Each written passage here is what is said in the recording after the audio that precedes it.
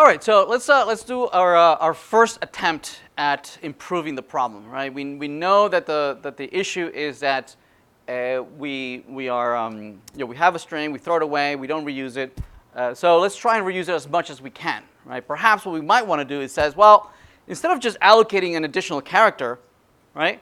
What we want to do is to reduce the times that we decide to throw away something, right? If we could possibly say that instead of allocating one character at a time, well, why don't you allocate maybe 10, right? So that as you concatenate the strings, well, at least there's 10 times that you have not thrown away your string.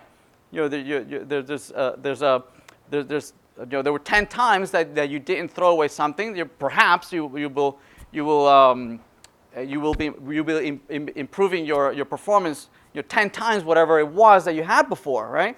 And so the decision of how many more to allocate, perhaps looking into the future, right, and seeing that how much more space could I possibly allocate, so to minimize the amount of time that I would throw away something and reuse as much as possible.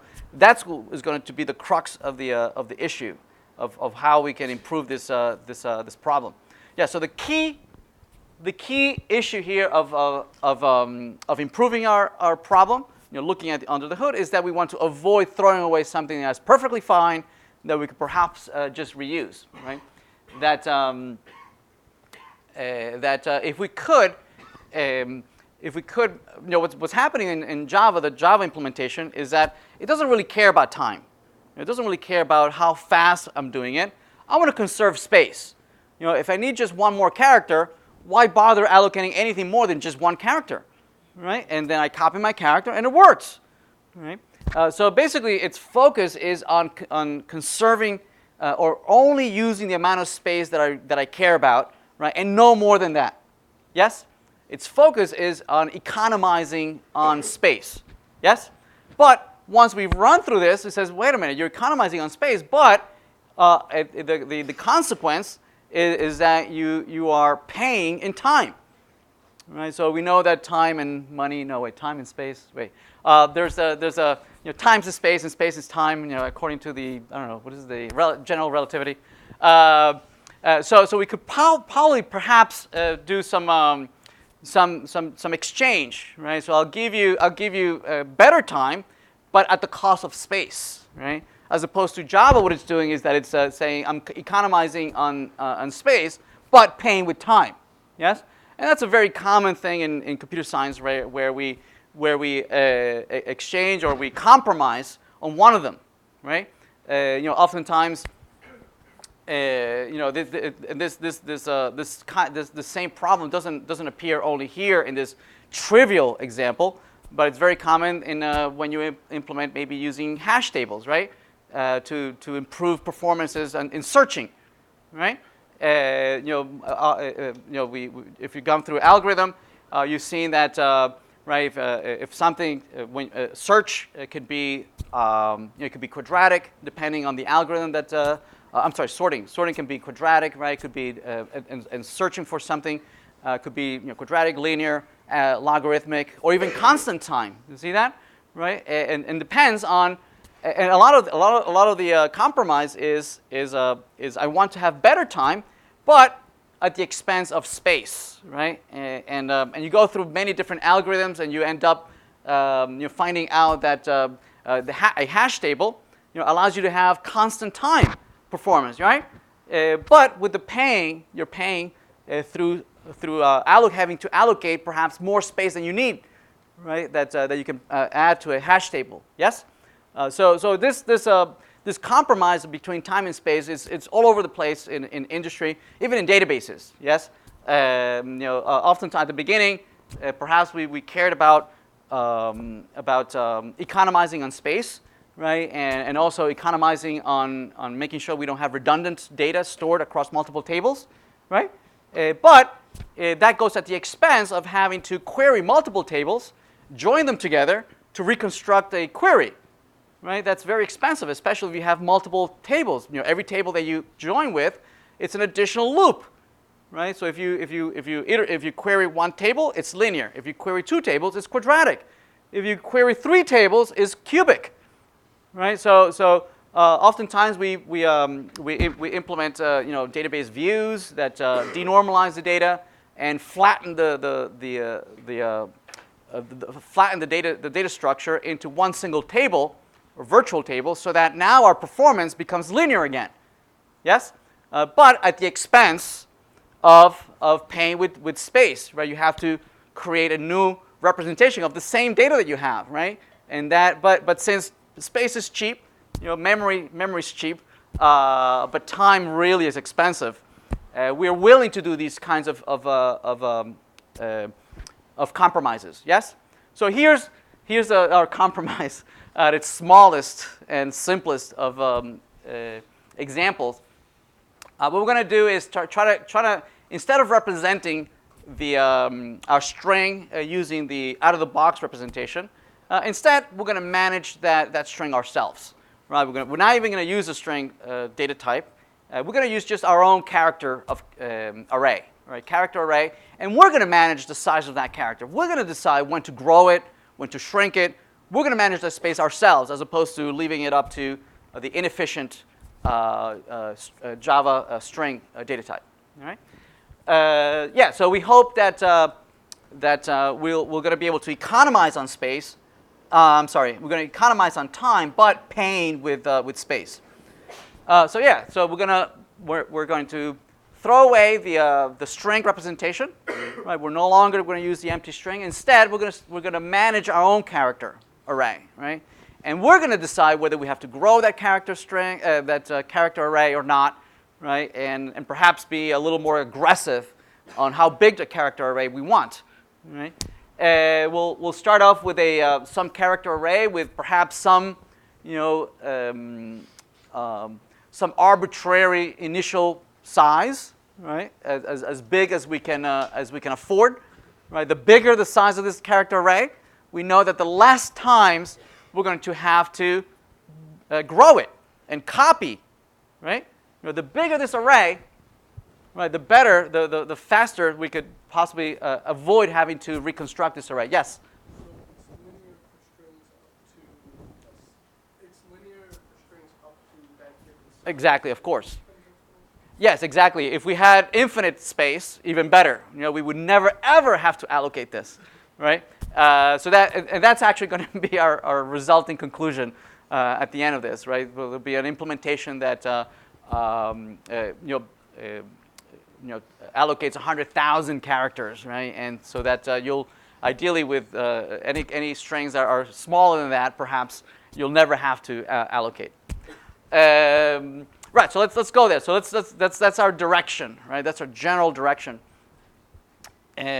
Yeah, so we initially allocate enough space in the character array. We'll have an additional variable that keeps track of how full is this array, right? Are we reaching the limit? Okay. Are we at that edge where we perhaps need to reallocate this space, right? That we have to grow our character representation, right? So the character array, right, will hold every single character in the string, and the length will tell us, how many of those characters mean anything. Anything beyond that length might be garbage, right, or should be ignored, right? Right. So if the array is not full yet, right, we can just keep adding to the character to the character array without having to grow the array, and we're going to manage when we grow the array.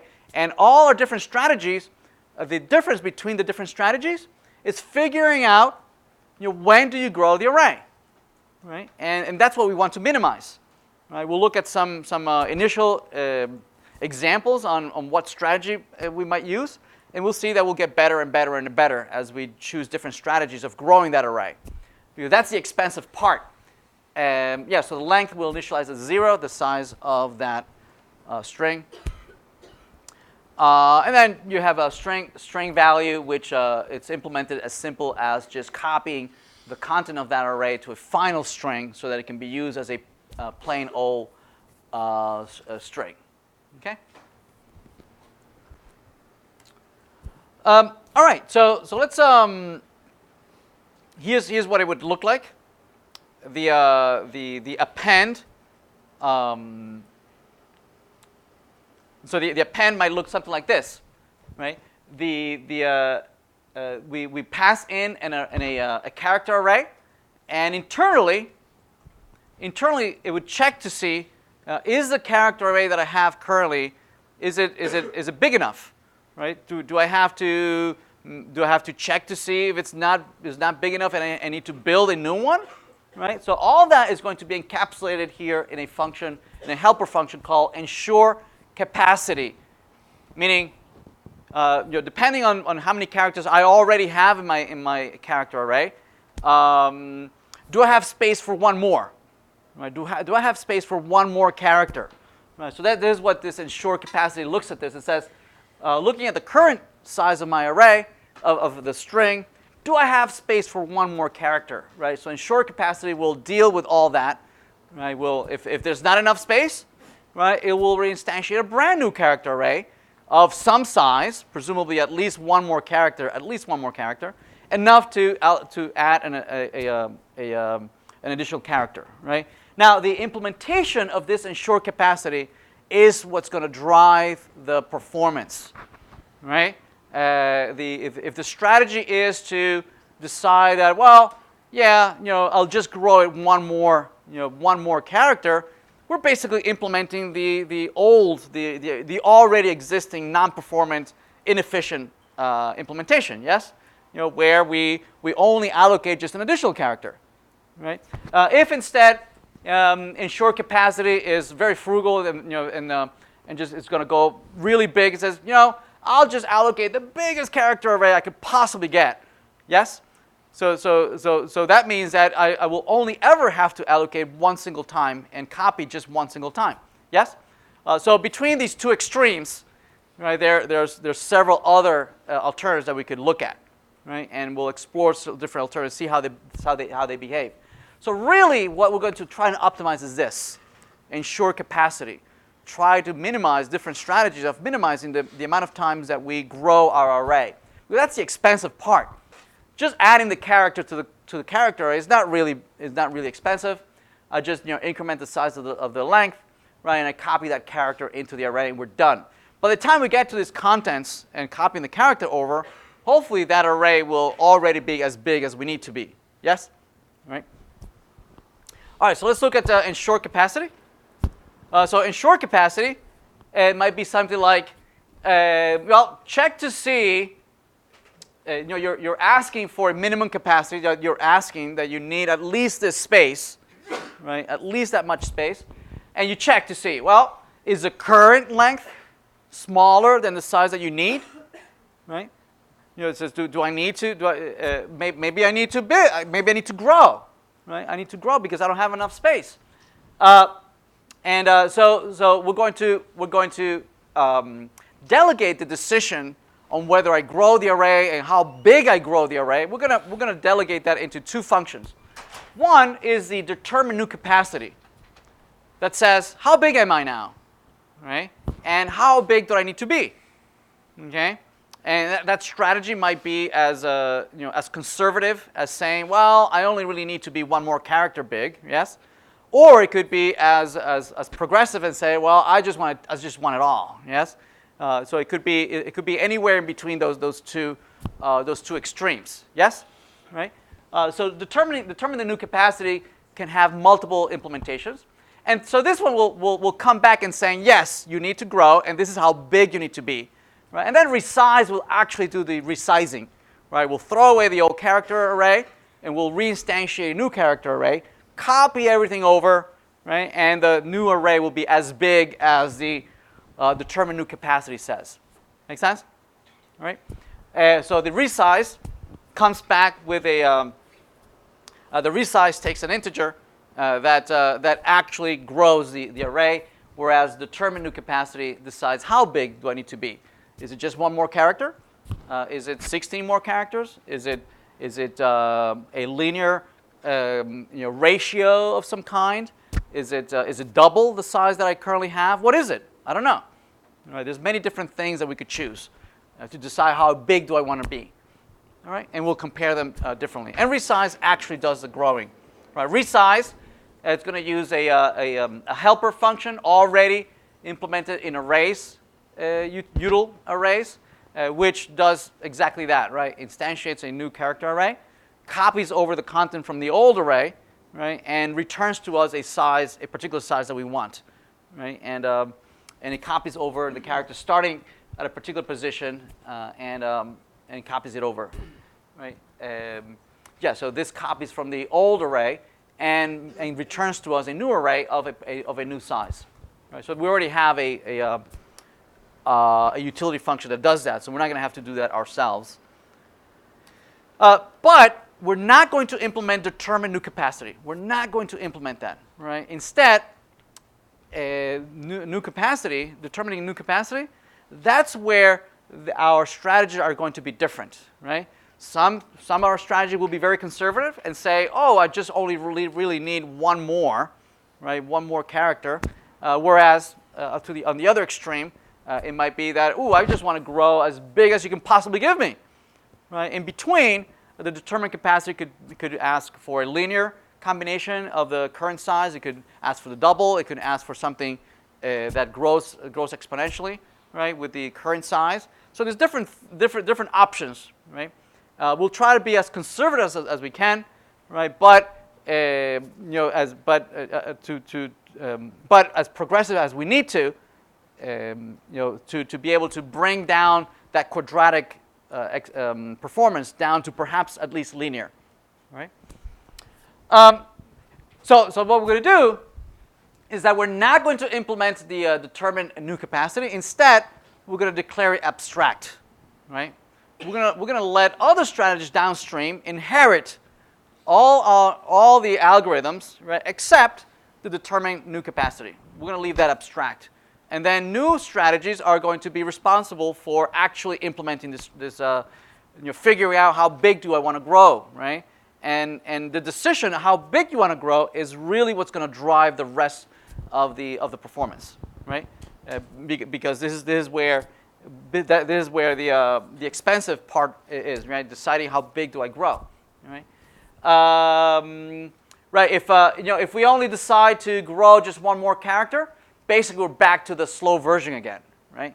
We're back to to our worst performance, right? But there's a whole bunch of variety of implementations that we can consider.